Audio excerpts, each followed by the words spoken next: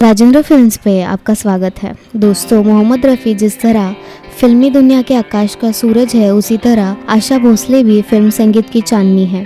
इन दोनों फनकारों ने एक साथ कई लाजवाब गीत गाए।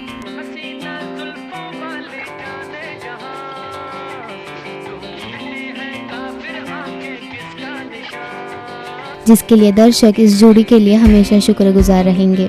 लेकिन एक बार निर्माता और संगीतकार के बीच ये शर्त लग गई कि इस गीत को कौन ज्यादा अच्छे से गाएगा, मोहम्मद रफ़ी या आशा भोसले। ये शर्त क्या थी और किसने जीती ये शर्त, आइए जानते हैं। सन 1966 में एक फिल्म आई थी, तीसरी मंजिल। इस फिल्म ने जिन फनकारों की किस्मत चमकाई उनमें शम्मी कपूर और आशा पारेख के साथ संगीतकार आर.डी. बर्मन का नाम भी शामिल है।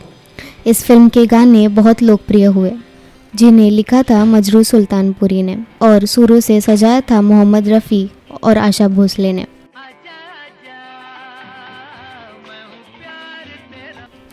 मोहम्मद रफ़ी और आशा भोसले का करियर तो पहले से ही सेट था, लेकिन कोई भी सफल गायक तभी लगातार कामयाबी हासिल कर सकता है जब वो अपने हर गाने में 100% योगदान देता है।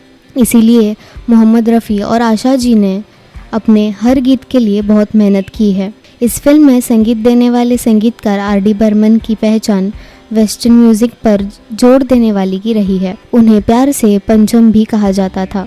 उनका संगीत बाकी के संगीतकारों से थोड़ा अलग था। वो पश्चिमी संगीतकारों को मिलाकर दर्शकों के सामने नई नई धुनें पेश करते थे। तीसरी मंजिल में भी उन्होंने इसी तरह का एक नया प्रयोग किया। उन्होंने रॉक, जैज और लैटिनो संगीत को मिलाकर ये धुनें बनाई, जो पहले कभी किसी हिंदी फिल्मों में नहीं सुनी गई थी।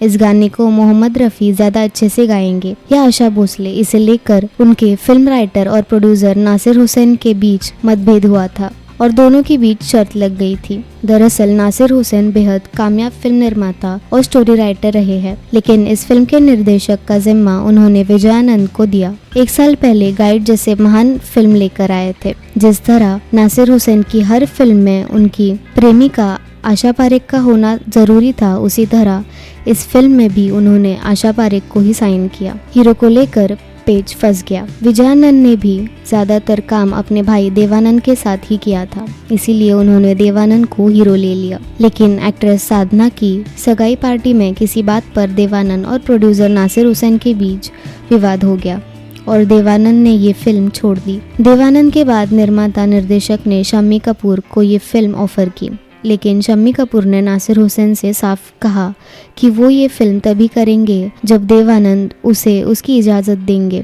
और कहेंगे कि उन्होंने ये फिल्म अपनी मर्जी से छोड़ी है। तीसरी मंजिल की फिल्म की शूटिंग के दौरान शम्मी कपूर की पत्नी गीता बाली का निधन हो गया और जिस कारण इस फिल्म की शूटिंग 3 महीनों के लिए रोक दी गई। देवानंद के बजाय शम्मी कपूर को हीरो लेने के बाद आर.डी. बर्मन ने अपने धुनों में बदलाव किया, क्योंकि शम्मी कपूर अपने डांस के लिए मशहूर थे। शम्मी कपूर अपने मर्जी से स्टेप करते और दर्शक उनके डांस के दीवाने थे और ये बात सब जानते हैं कि रफ़ी साहब शम्मी जी के मनपसंद कलाकार थे। इसी फिल्म की शूटिंग के दौरान एक प्रेम कहानी और शुरू हो रही थी। ये प्रेम कहानी थी पंचम और आशा भोसले की। अपने पति गणपत राव से शादी तोड़ने के बाद आशा भोसले करीब 14 साल तक ओ.पी. नैयर के साथ रही, लेकिन ओ.पी. नैयर के सख्त स्वभाव के कारण आशा जी ने उन्हें भी छोड़ दिया। दो बार धोखा खाई हुई आशा जी और अपने पत्नी से अलग हो चुके पंचम के बीच इसी फिल्म के दौरान नजदीकियां बढ़ी थी।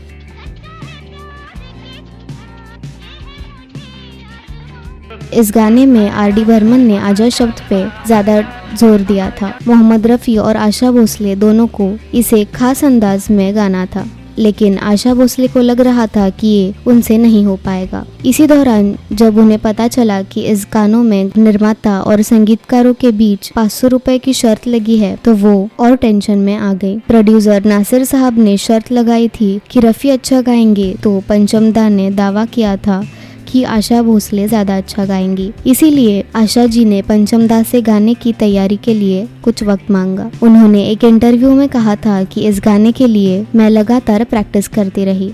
वो गाड़ी में भी ओहो आजा गाती थी। एक बार मेरे ड्राइवर को लगा कि मेरी तबीयत खराब है तो वो मुझे डॉक्टर के पास ले जाने लगा था।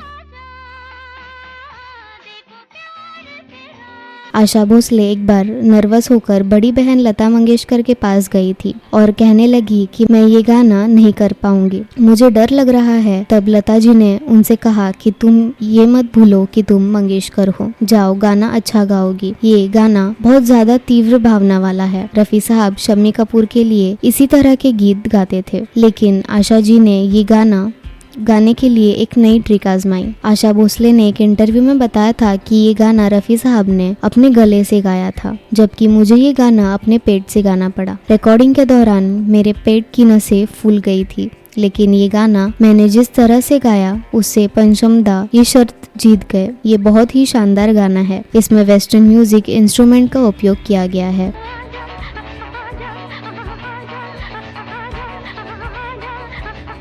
गाना रिकॉर्ड होने के बाद आर.डी. बर्मन ने आशा जी से कहा कि ऐसे गाने तुम ही गा सकती हो। अगर तुमने ऐसे गाना बंद कर दिया तो मैं ऐसे गाने बनाना भी छोड़ दूंगा। अगर ऐसा हुआ तो यकीनन ये बात आर.डी. बर्मन संगीतकार के अलावा एक प्रेमी के रूप में भी बोल रहे होंगे। रहस्य और रोमांच से भरपूर फिल्म तीसरी मंजिल बहुत बड़ी हिट साबित हुई। इसकी संगीत की धूम मच गई।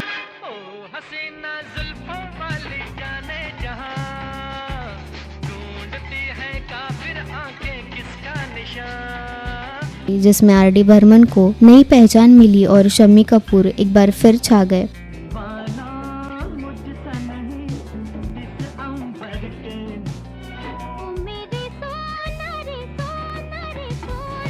तीसरी मंजिल सबसे ज्यादा कमाई करने वाली फिल्म थी। इसका बजट करीब 1 करोड़ रुपए का था। इसकी कहानी के साथ इसके गाने भी काफी फेमस हुए थे। इसमें शम्मी और आशा पारेख की स्क्रीन केमिस्ट्री दर्शकों को खूब पसंद आई। रिपोर्ट्स के मुताबिक तीसरी मंजिल ने बॉक्स ऑफिस पर 2 करोड़ रुपए का कलेक्शन किया, जबकि दुनिया भर में इस फिल्म ने करीब 4 करोड़ रुपए का कलेक्शन किया था। बने रहिए राजेंद्र फिल्म्स के साथ। चैनल को लाइक कीजिए और सब्सक्राइब भी। नमस्ते।